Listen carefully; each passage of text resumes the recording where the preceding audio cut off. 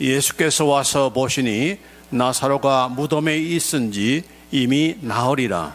베다니는 예루살렘에서 가깝기가 한 오리쯤 되매 많은 유대인이 마르다와 마리아에게 그 오라비의 일로 위문하러 왔더니 마르다는 예수께서 오신다는 말을 듣고 곧 나가 맞이하되 마리아는 집에 앉았더라. 마르다가 예수께 여짜오되 주께서 여기 계셨더라면 내 오라버니가 죽지 아니하였겠나이다.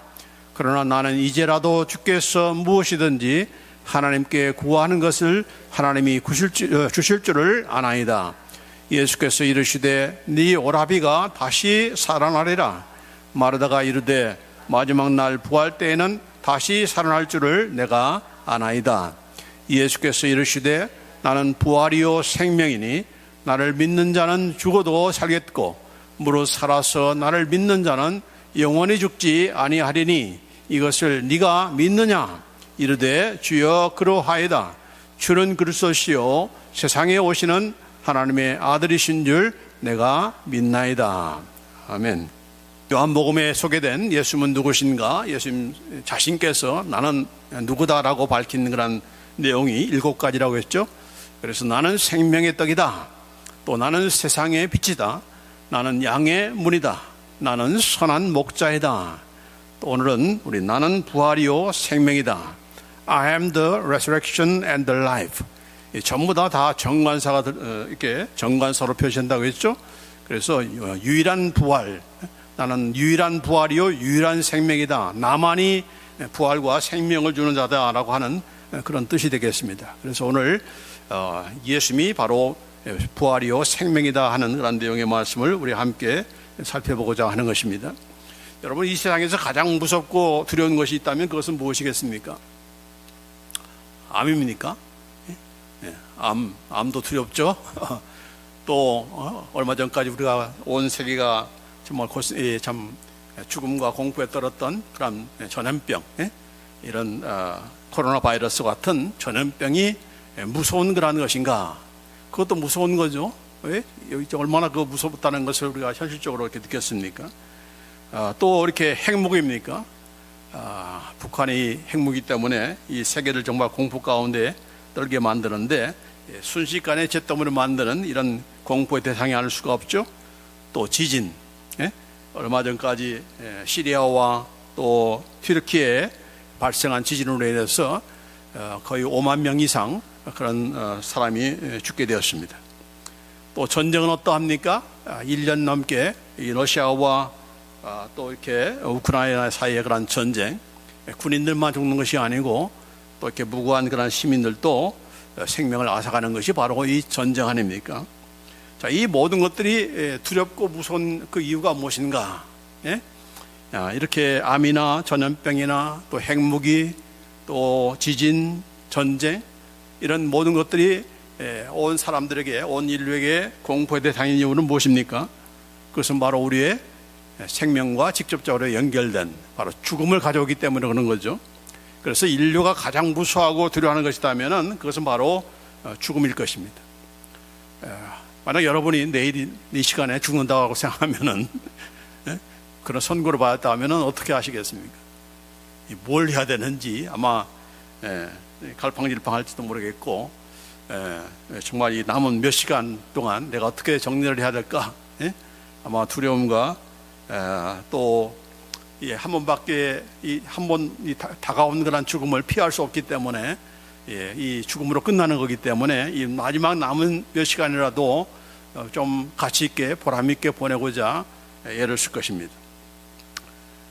그동안 믿지 않는 사람들은 이렇게 좀 신실하게 믿지 않는 사람들은 그 몇 시간이라도 제대로 믿고자 아마 참 얼마나 많이 애를 쓰겠습니까? 이렇게 죽음이라는 것은 한 번 오면은 다시 돌이킬 수 없는 그런 이 한 번밖에 없는 그런 생명이기 때문에 많은 사람에게 당혹감과 또 두려움과 때로는 그것을 알기 때문에 각성하며 새롭게 변화되는 그런 삶을 가져오게 되는 것입니다. 더군다나 이 죽음이 더욱더 고통스러운 그런 사람이 있다면은 그것은 평소에 그가 그 죽음을 맞이할 그런 그 준비가 되지 않고 오히려 더 많은 그런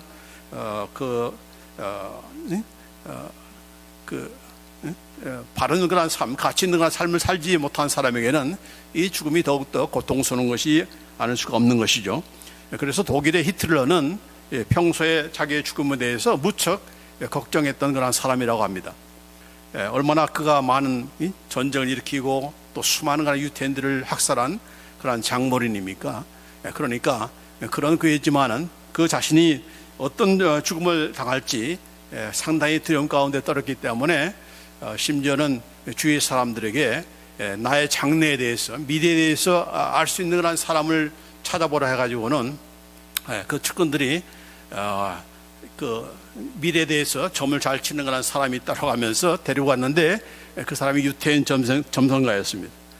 그래서 이 유태인 점성가가 데리고 와서 이 히틀러 앞에 서게 되는데 이제 히틀러에 대해서 말합니다. 당신은 유태인의 축제일에 죽을 것입니다. 그렇게 말을 했다고요. 그러자 이 히틀러가 야, 유태인의 어떤 축제일에 내가 죽는다는 것이냐? 그렇게 다시 또 반문하니까 이 유태인 점성가가 그 축제일이 언제 어떤 축제일인지 나는 모릅니다. 그러나 당신이 죽는 날은 바로 유태인의 축제일이 될 것입니다. 그렇게 말을 했다고 해요. 자, 죽음을 맞이하는 것도 고통인데 원망과 야유와 또 비난의 그런 소리를 들으면서 그 죽음을 맞는 것이야말로 더 고통스러운 것이죠. 저와 여러분은 어떻습니까?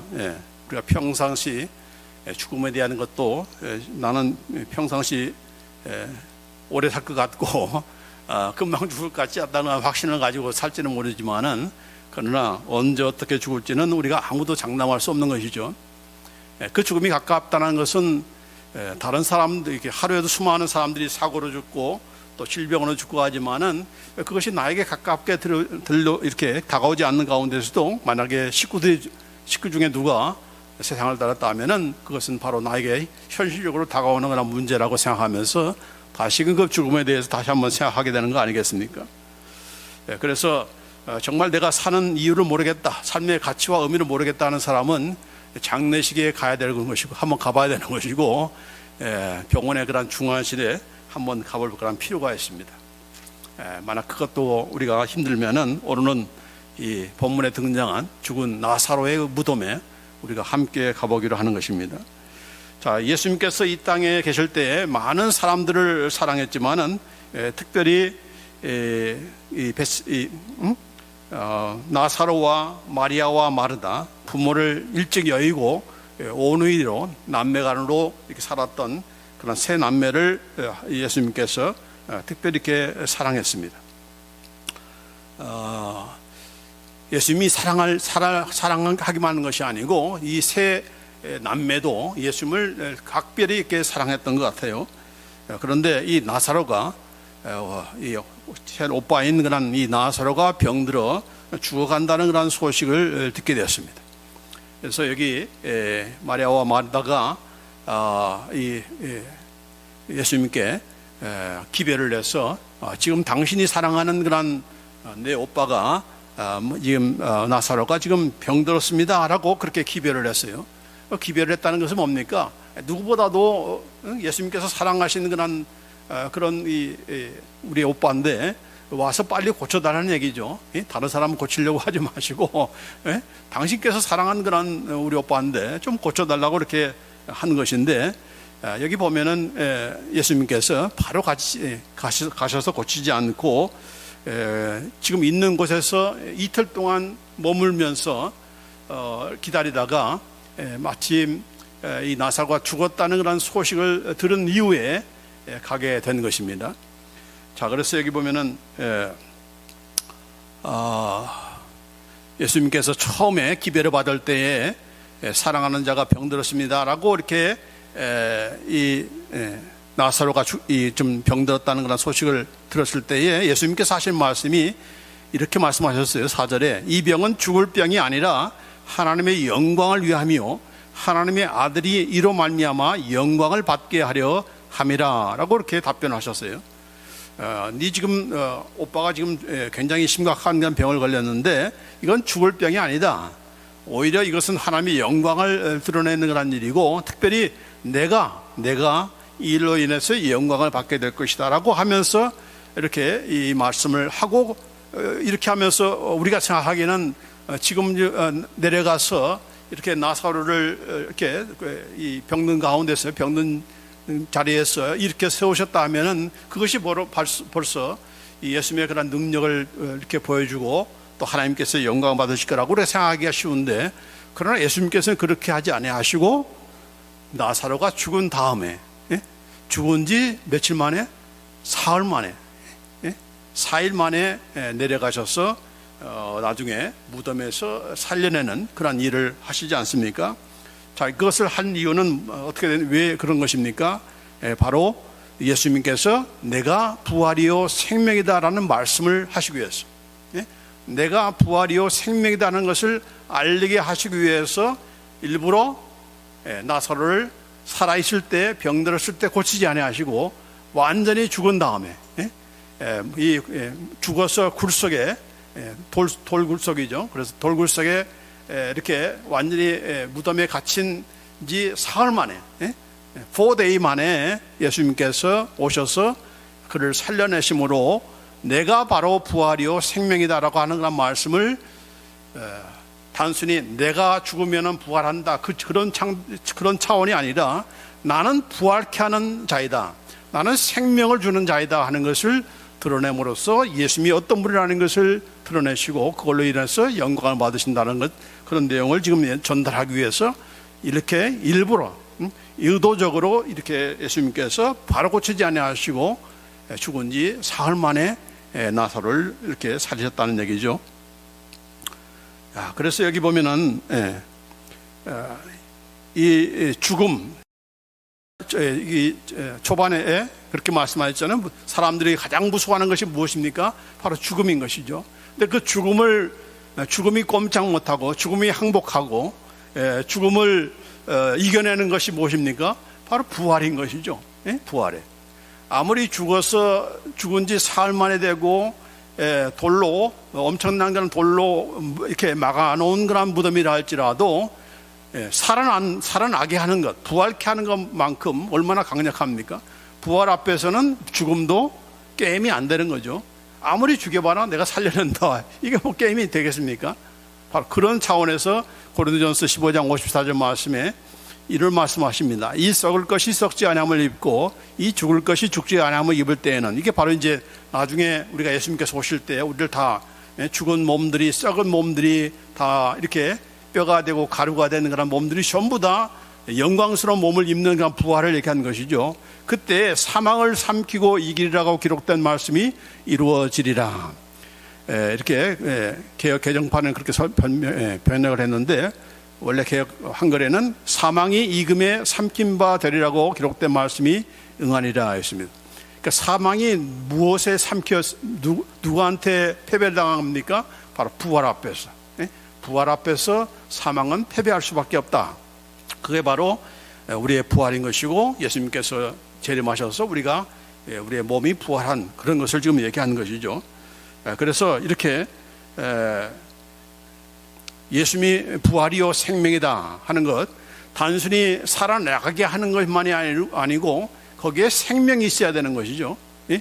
그 생명이라는 것은 그냥 또다시 죽고 또다시 죽어지고 또다시 죄짓고 하는 그런 연약한 그런 생명이 아니라 영원한 생명, 그 뭐라고 합니까? 영생, 영원토록 살아가는 생명이 그게 가장 가치 있는 것이고, 그것이 정말 영원한 거 아니겠습니까? 단순히 그냥 죽음에서 살아나는 그 정도가 아니고, 그런 정도가 아니라, 나중에 나사로도 이제 무덤에서 살아났지만은 그 나사로가 영원히 죽지 않았습니까? 또다시 죽었죠. 언제 죽었는지 모르지만은, 그렇죠? 그러나 그런 생명이 아니고, 여기서 말하는 나는 부활이요 생명이라는 것은 그냥 죽은 사람 살려내는 그 정도의 그런 부활이 아니라 영원토록 살 수 있는, 영원토록 하나님과 더불어서 영원한 그 하나님 나라에서 영원토록 살아가는, 그리고 그 살아가는 그 질이 이 땅에서 우리가 누리는 그런 부족함, 연약함, 또다시 병들고 또다시 죽는 그런 연약한 몸이 아니라 정말 점도 없고 흠이 없는 영광스러운 몸, 더 이상 썩지 않는 그런 몸, 그런 그 생명을 주시는 분이 누구다? 바로 예수입니다. 나다. 그걸 보여주기 위해서 예수님께서 나사로가 다 죽을 때까지, 그리고 무덤에 갇힌 지 4day 지난 다음에 예수님께서 오셔서 살아나게 하신 거예요. 그래서 그가 내가 부활이요 생명이라는 것을 자신이 죽음으로써 부활한 걸로 증명하는 것이 아니라 살아있을 때, 그리고 죽은 이미 사흘이나 된 그런 나사로를 살리심으로 미리 보여주신 거예요. 예수님께서 나중에가 아니고, 나중에 입증하는 것이 아니라 살아계실 때에 더 심각한 사흘 동안 무덤에 갇혀 있으니까 이건 완전히 썩을 대로 썩은 문드러진 그런 시체 아닙니까? 그럼에도 불구하고 예수님께서는 부활시키셨고 다시 걸어 나오게 하시는 그런 일을 하셨다는 것이죠. 자, 그래서 이 기독교의 그런 다른 점이 무엇입니까? 이슬람교는 그들이 참 신으로 아는 그런 마호메트, 뭐예요? 마호메트 그런 무덤이 있잖아요. 그래서 그 무덤을 이렇게 가는 것을, 메카에 있는 그런 무덤을 가는 것을 커다란 그런 의무로 알잖아요. 그래서 얼마나 그 많은 사람들이 거기 한 곳에 한 번에 모이기 때문에 때로는 깔려 죽는 그런 일도 있잖아요. 그럼에도 불구하고 거기를 간단 말이에요. 그러나 기독교의 예수님의 무덤은 무덤이 있습니까? 무덤이 없죠. 왜요? 거기는 시체가 없기 때문에, 그 시체는 이미 살아났기 때문에. 그래서 예수님의 그런 기독교의 그런 무덤은 시체가 없는 거죠. 그래서 이것이 이슬람교와 기독교의 그런 차이가 아니겠습니까? 다른 종교도 마찬가지지만은, 그렇죠? 오직 예수님만이 죽었다가 살아나신 그런 부활하시고, 또 그분은 지금도 살아계셔서 하나님 우편에 앉아 온 세계를 통치하시는 그런 분이기 때문에 기독교는 그런 죽음의 종교가 아니고 죽은 자를 살리는 그런 종교고, 또 살릴 뿐만 아니라 영원한 그런 생명을 주시는 그런 생명의 종교라는 것을 우리가 잊어서는 안 되고, 그것은 바로 누구를 통해서 오는 것인가? 바로 예수님을 통해서 오신 것이다. 예수님이 바로 부활이요 생명이다라고 하는 것을 보여주는 것입니다. 자, 그런데 이 사건 가운데서 사람들의 그 반응이 제각기 다릅니다. 그 내용을 한번 우리가 함께 살펴보고자 하는 것입니다. 먼저 예수님의 제자들의 반응이 어땠는가 하는 것이죠. 자, 이 과정에서 우리가 인간이들이, 우리의 생각들이 얼마나 제한적이고 예수님께서 하고자 하는 일을 얼마나 우리 스스로가 제한하고 있는지, 우리 스스로가 거기에 블락을 하고 우리 스스로가 거기에 돌로 막아놓는 그런 일들을 하는가 하는 것을 살펴보는 겁니다. 자, 예수님께서 나사로가 병들었다는 말을 듣고도 그가 계신 곳에서 이틀 동안 더 머물렀다고 했죠. 그 이유는 그 전에 지금 예수님께서 이렇게 떠나오기 전에 이틀 전에 무슨 일이 있었는가? 바로 예수님께서 나와 아버지는 하나이다. 요한복음 10장 30절 31절에 나와 아버지는 하나이다. 이 말을 했다가 유대인들이 돌을 집어가지고 예수님께 쳐 죽이려고 했던 그런 상황이었던 거예요. 자, 이런 그 위험 속에서 피해 나와가지고 지금 이렇게 나와 있었기 때문에 예수님께서 그가 사랑하는 그런 이 형제 나사로가 죽어간다는 그런 그 병들었다는 그런 소식을 듣고도 거기에 안 내려가는 것에 대해서는 굉장히 제 아들이 신났어요. 왜냐하면은 갔다가는 또 무슨 돌을 맞을지 모르니까 이렇게 무사히 이렇게 피해 나왔는데 거기를 또 다시 가겠다고 하니까 이건 죽으러 가는 거랑 마찬가지다 생각하면서 그 안 간 거에 대해서 굉장히 안도의 한숨을 쉬었던 것으로 생각됩니다.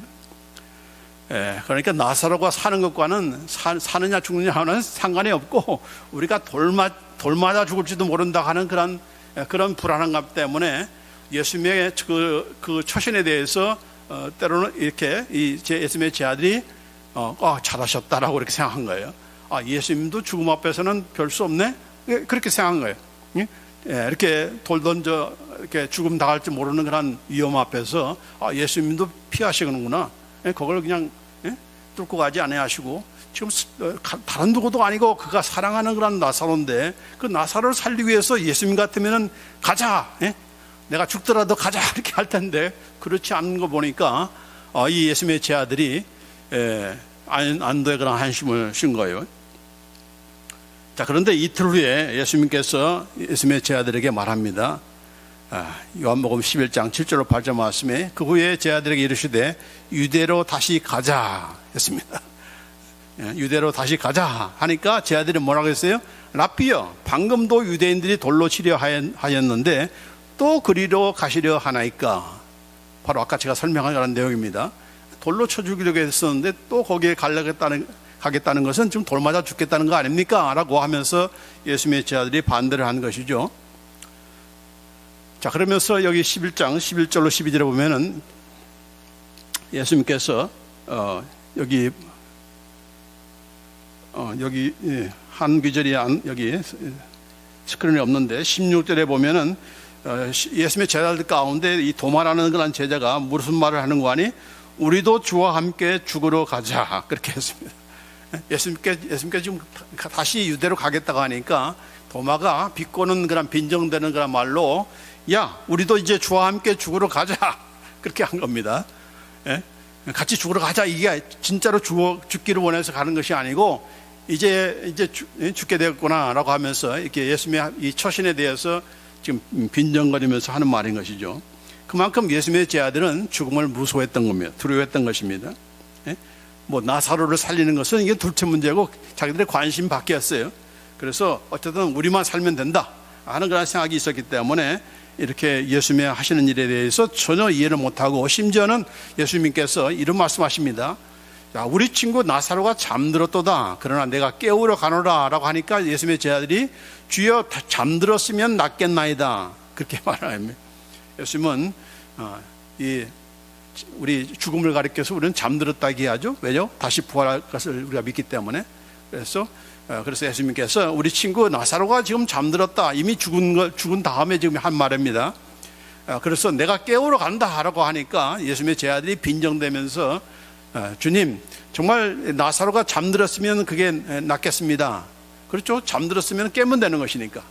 또 잠들었으면 우리가 거기에 구태여 갈 필요가 없는 거죠. 그러니까 이렇게 한결같이 예수님의 제자들은 자기 목숨 부지하는 것에 목숨을 걸지, 무슨 나사로라든지 예수님께서 하시는 그 말씀에 대한 이해도 그가 무슨 실제로 졸아서 이렇게 잠들어서 깬 것이 아니고 죽은 자를 살리는 것을 얘기하는 것인데 그것도 이해를 못하는 거죠.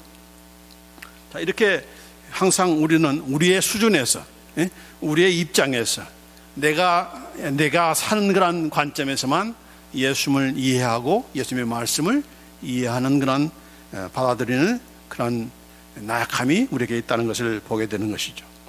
자, 나중에 예수님께서 이 나사로의 무덤 앞에서 어떤 일을 벌였습니까?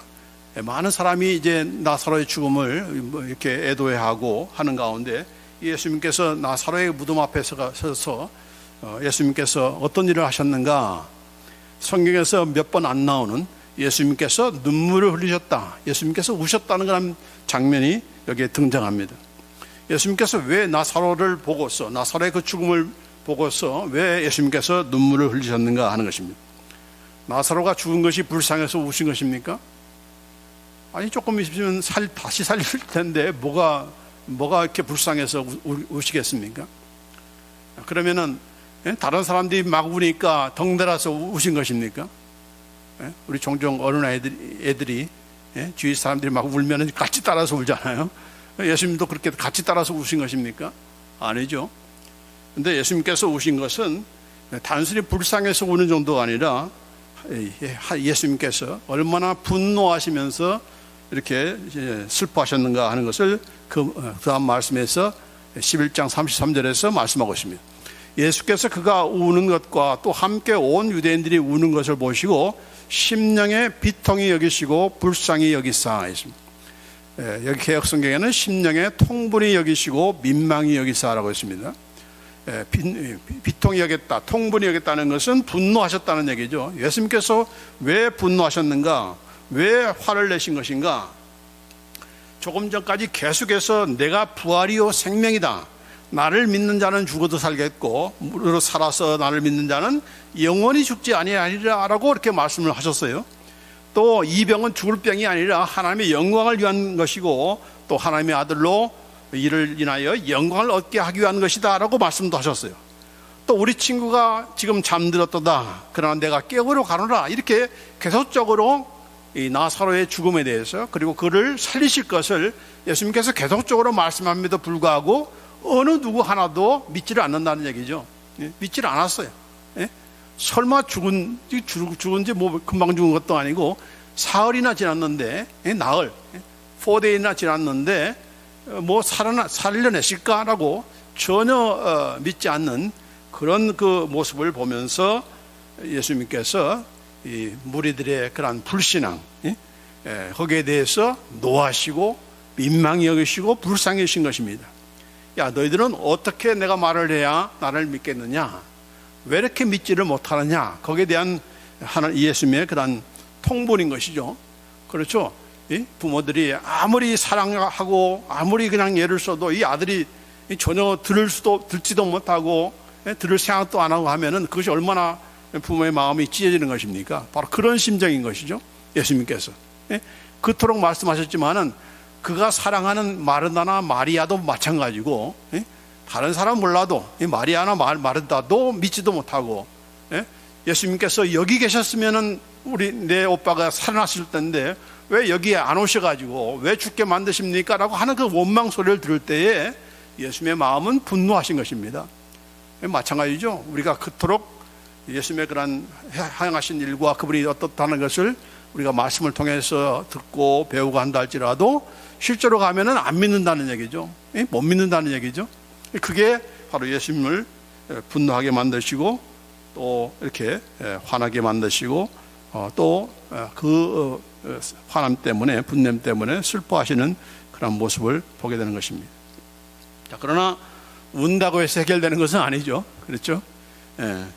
울음으로써 속은 시원할지 모르지만 운다고 해서 해결되는 것이 아니고, 그렇다고 해서 울어봤자 우리 인간이 할 수 있는 것이 뭡니까? 뭐 주위의 사람들이 뭐 운다고 해서 그게 해결됩니까? 나사로가 살아납니까? 살아나지 않는 거죠. 그래서 누구만이 그걸 해결할 수가 있습니까? 바로 부활이요 생명이신 예수님만이 그걸 문제를 해결할 수 있기 때문에 결국은 예수님께서 나사로야 나오라 이렇게 하면서 죽은 그런 나사로를 살리신 것입니다. 결국은 우리를 불러서 살리시고 생명을 불러넣으시고 이렇게 하신 것은 어느 누구도 아니고 어떤 인간도 아니라 바로 예수님밖에 없다. 그것이 바로 예수님이 부활이요 생명이다. 예수님만이 부활케 하시고 예수님만이 생명을 주시는 분이라고 하신 그런 말씀의 뜻인 것입니다. 자, 그 다음에 여기 보면은 이 마르다가 어떤 반응을 보였는가라고 하는 것입니까? 예수님의 그 제 아들의 반응은 그랬고, 또 예수님께서 사랑한 그런 이 마르다가 어떻게 됐습니까? 예수님께서 오신다는 말을 듣고 이미 이제 자기 오빠는 무덤에 이렇게 갇혀 있고 무덤에 들어가 있고 이제 예수님께서 막 지금 오신다라고 말을 들으니까 마르다가 그냥 뛰쳐나간 거예요. 뛰쳐나가면서 뭐라고 했는가?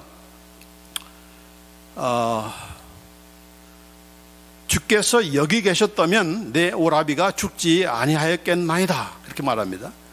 예수님께서 여기 계셨더라면, 아니 여기 와서 좀 고쳐달라고 기별을 했는데 왜 여태까지 안 오셨다가 왜 죽은 다음에 오십니까? 그런 예수님께 대한 그런 불만이 여기에 포함된 거죠.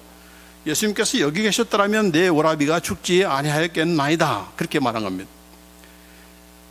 그리고 이 마리아는 같이 쫓아나가지 않았어요. 뭐 좀 응어리가 있는지 어찌는 모르지만 집안에 있었어요. 그런 다음에 예수님께서 집안에 들어오지 않고 여전히 그 나사로가 있는 그런 무덤 곁에서 이 마리아가 어디 있냐고 하니까 이제 마리아가 이제 왔죠. 근데 이 마리아도 똑같은 그런 질문을 합니다. 마리아도. 그러니까 마리아나 똑같은 질문했는데, 주께서 여기 계셨다면 내 오라비가 죽지 아니하였겠나이다. 그런 말을 합니다. 자, 그러면서 22절에 그러나 나는 이제라도 주께서 무엇이든지 하나님께 구하는 것을 하나님이 주실 줄 아나이다. 지금 마르다가 한 말이에요. 자, 이 말을 보면은 뭔가 마르다가 예수님께서 죽은 이 나사로를 어떻게 할 것 같은 그런 그 말로서 고백한 것처럼 들리는데, 사실상은 그게 아니었어요. 예? 말은 그럴 때예요. 예수님, 지금이라도 무엇이든지 하면은, 하나님께 구하면은 하나님께서 주실 줄 믿습니다. 이 말은 뭡니까? 지금이라도 내 오라비를 살려낼 수 있습니다라고 하는 그런 가능성을 가지고 이 말을 한 것 같은데, 그런데 이것이 아니다는 것은 요한복음 여기 바로 11장 23절 24절 말씀에 예수께서 이르시되 네 오라비가 다시 살아나리라. 마르다가 이르되 마지막 날 부활 때에는 다시 살아날 줄을 내가 아나이다. 이 말은 무슨 말이에요? 지금은 아니다는 얘기죠. 예? 마지막 날에, 마지막 부활 때에 이 오빠가 다시 살아날 줄을 믿습니다. 그러나 지금은 아닙니다라는 뜻이에요.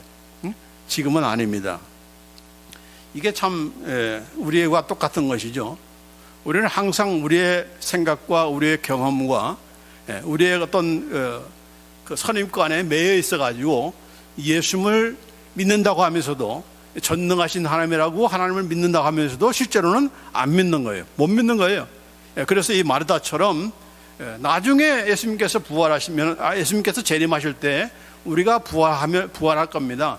그 정도는 내가 믿습니다.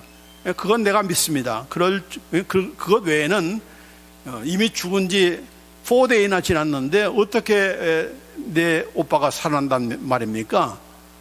이렇게 하면서 예수님께서 하실 일을 스스로 우리가 브레이크를 거는 거죠. 이 말은 무슨 말입니까? 예수님, 왜 이제서 나타나셔가지고 그동안에 내가 오빠 이런 그런 서름을 다 정리하고 이제 좀 더 이상 눈물도 이제 이렇게 정리도 하고 마음도 정리하고 이제 다 정리가 되어 있는데 왜 이제 나타나셔가지고 내 마음을 또 뒤집어 놓습니까? 그런 뜻이에요. 내가 부탁할 때는 왜 안 나타나셔가지고 뭐 하셨다가 왜 이제서 나타나셔서 내 또 아픈 마음을 또 휘집어 놓고 왜 그러십니까? 라고 하는 거죠. 우리도 마찬가지죠. 우리 스스로가 다 판단하고 정리를 한 것입니다. 내 병은 내가 압니다. 예수님,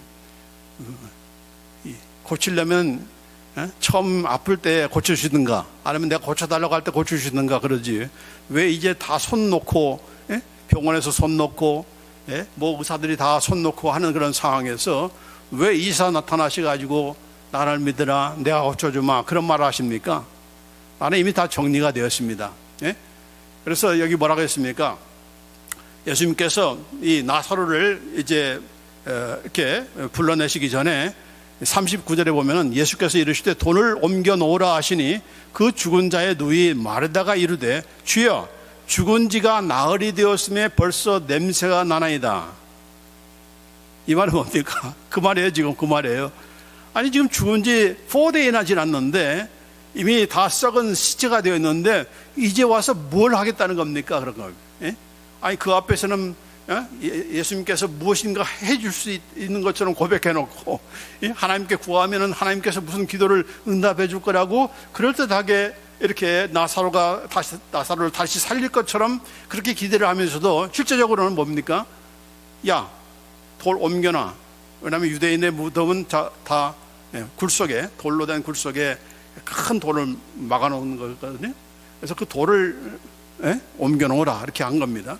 그러니까 이 마르다가 바로 그냥 브레이크를 거는 거죠.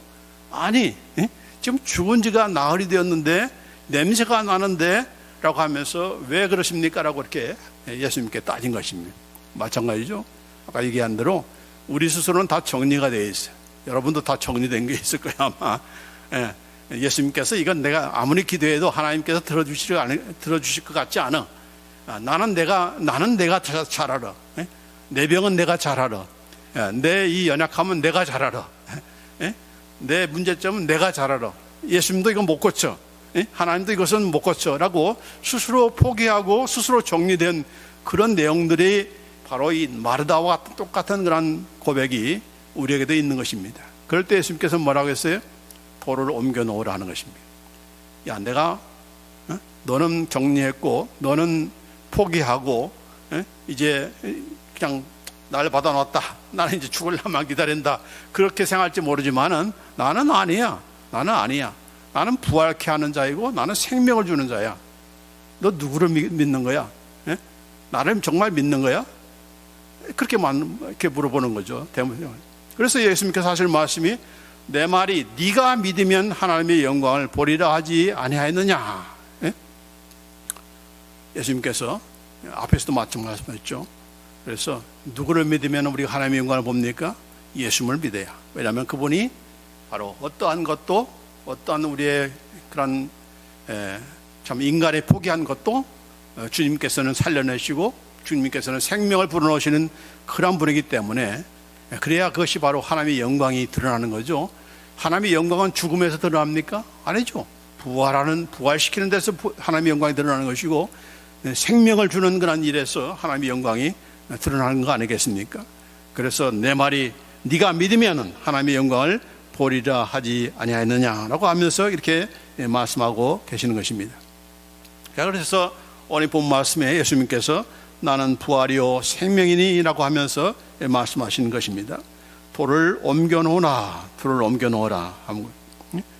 그래서 우리가 우리 스스로가 이 막아놓는 돌, 그것이 어떤 돌인지 모르지만 우리 스스로가 스스로 가로막고 스스로 이미 포기한 그런 돌들이 어떤 돌인지 모르지만은, 그러나 예수님께서는 살리시기 위해서 뭘 먼저 해야 돼요? 옮겨놓아라 이런 거예요. 네가 포기한 것을 더 이상 그렇게 고집 부리면서 내 병은 내가 잘합니다라고 하면서 스스로 포기하는 그 자체를 옮겨놓으라는 얘기죠. 다 오픈해 놓으라. 예수님께서 그렇게 말씀하시는 것입니다. 그래서 remove the stones, 돌을 옮겨놓으라.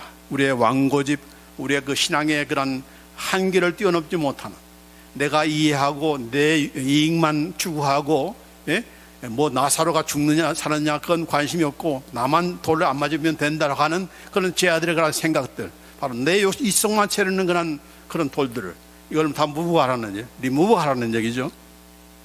그래서 예수님을 우리가 정말 부활이요 생명을 주시는, 자신이 부활할 것이다, 자신이 다시금 생명을 얻게 된다, 그런 차원만이 아니고 우리를 영원토록, 죽은 자를 영원토록 부활시키시며 영원한 그런 생명을 누리도록 그런 생명을 주시는 그런 분이다는 그런 차원에서 예수님이 나는 부활이요 생명이다라고 말씀하신 것입니다. 그래서 부활절 때마다 이 말씀 우리가 많이 인용하는데, 예수님이 그래서 부활하셨다, 이게 전부가 아니고, 그것만이 아니라 예수님께서 부활하신 것은 바로 우리가 부활할 것을 내다본 것이죠. 미리 약속한 것이고 그것을 개런티하는 것이 바로 예수님의 부활 아닙니까?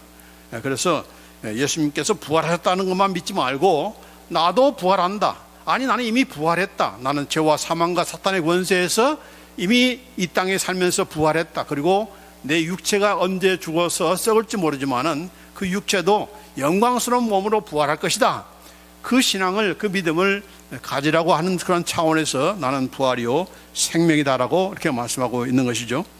자, 그래서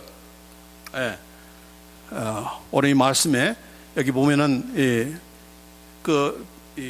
나사로가 어떻게 무덤에서 나왔습니까?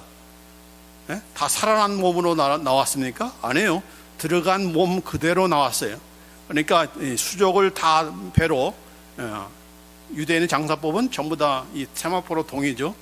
똘똘똘 돌고 이 눈만 이렇게, 눈하고 여기만, 얼굴만 이렇게 열어놓고 이렇게 나오는데, 그러면서 여기 예수님께서 하시는 말씀이 죽은 자가 수족을 베어 동인 채로 나오는데 그 얼굴은 수건으로 쌓였더라.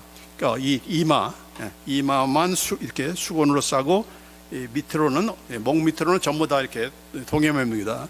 이게 바로 유대인의 장사법이에요.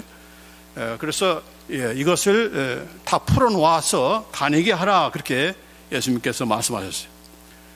우리가 생각하기에는 이 모든 것들이 다 풀어져서 나왔으면 더 영광스럽지 않았겠나, 그런 생각을 해요.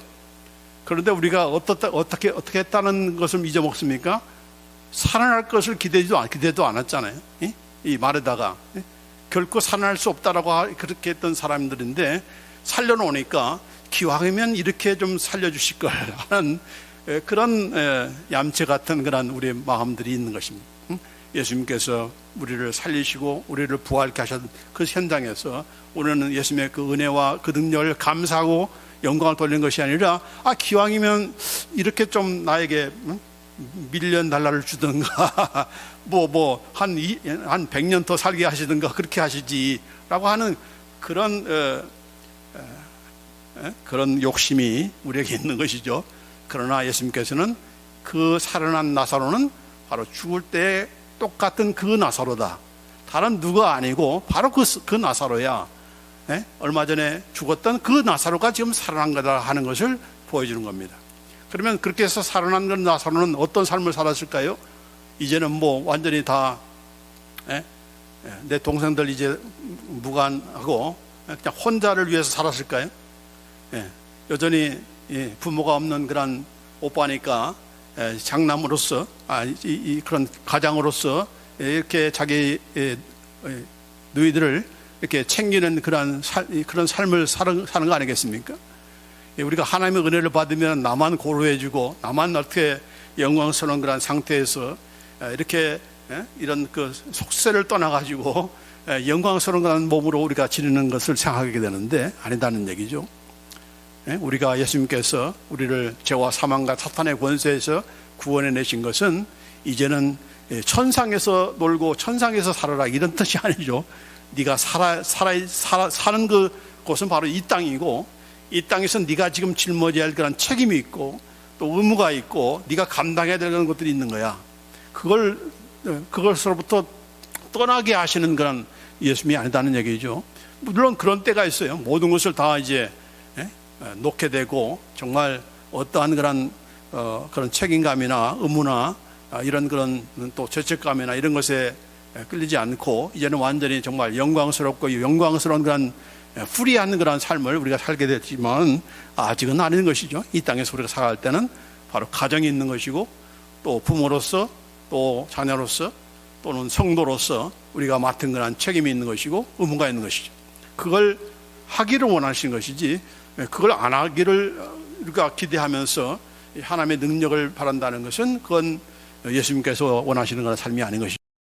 그래서 여기 마찬가지로 왜 예수님께서 이 나사로를 그냥 영광스러운 몸으로 이렇게 부활케 하시지 왜 이렇게 들어간 그대로의 모습으로 나오게 하셨는가? 바로 그런 이유가 있는 것입니다. 이 하나님의 예수님의 더 기쁘신 그런 뜻이 있는 것이죠. 그래서 오늘 이 말씀 예수님이 나는 부활이요 생명이다 라고 한 그런 말씀을 우리가 통해서 우리 예수님께서만이 무덤에서 부활하신 분이 아니라 바로 나를 이 땅에 살면서 그분을 믿는 자를 저와 여러분을 죄와 사망과 사탄에서 우리를 이미 부활시키셨습니다. 나는 이미 부활한 자예요. 그렇죠? 우리는 예수님과 더불어서 하늘에 앉아있는 자들이에요. 그러나 하늘에 앉아있다고 해서 집안에서 내가 해야 될 일, 내가 남편으로서 아내로서 해야 될 일을 내가 이제 손 떼도 되는 것인가? 아닌 거죠. 아닌 거죠. 그러면서 우리가 무엇보다도 내 사고에 갇혀 있어 가지고 내 어떤 기대감과 내 스스로 자포자기하고 결론 내리고 하는 그런 것에 대해서 우리가 하나님께서 일을 하지 못하시도록 부활케 하시고 생명을 주시는 예수님께서 마저도 일을 하지 못하도록 가려놓는 이렇게 돌로 막아놓는 그런 우리의 삶이 있다면은 이 시간 다 우리가 열어놓고 다 풀어놓고 이제 예수님께서 마음껏 역사하도록 우리가 인도하는 그렇게 예수님을 믿고 신뢰하는 그런 우리가 되기를 간절히 원합니다. 기도하십시다. 하나님 아버지 감사합니다. 나는 부활이요 생명이라고 하시는 예수님의 말씀을 우리가 이렇게 깊게 또한 깨닫게 하심을 감사합니다.